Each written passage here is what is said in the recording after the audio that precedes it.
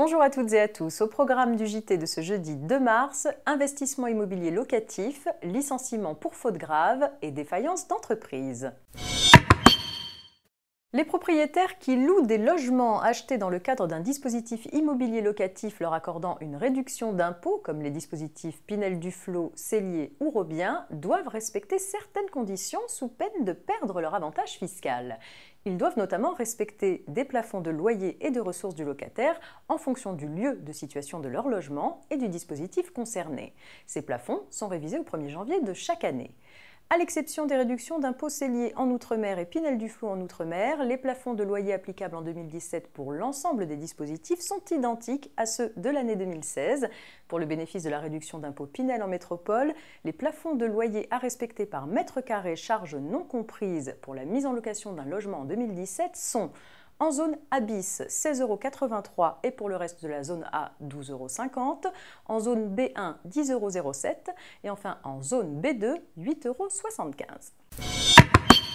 Un cas de licenciement pour faute grave à présent.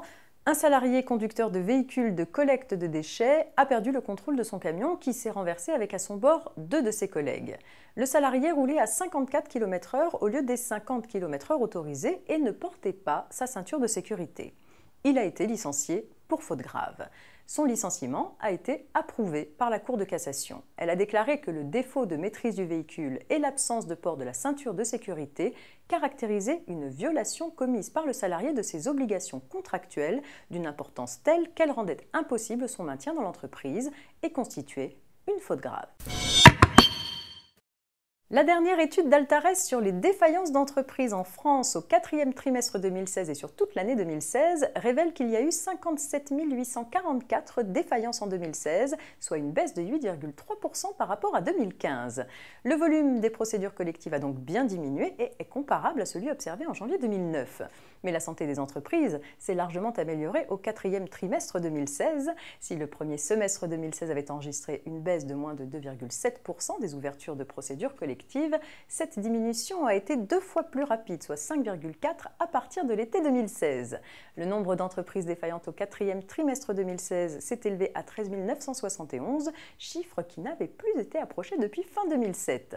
Toutes les tailles d'entreprises sont concernées par cette décélération, y compris les très petites entreprises de moins de 3 salariés. Les résultats ne sont toutefois pas aussi bons en Corse et en Outre-mer, ainsi que dans le secteur agricole, l'activité des taxis et les débits de boissons.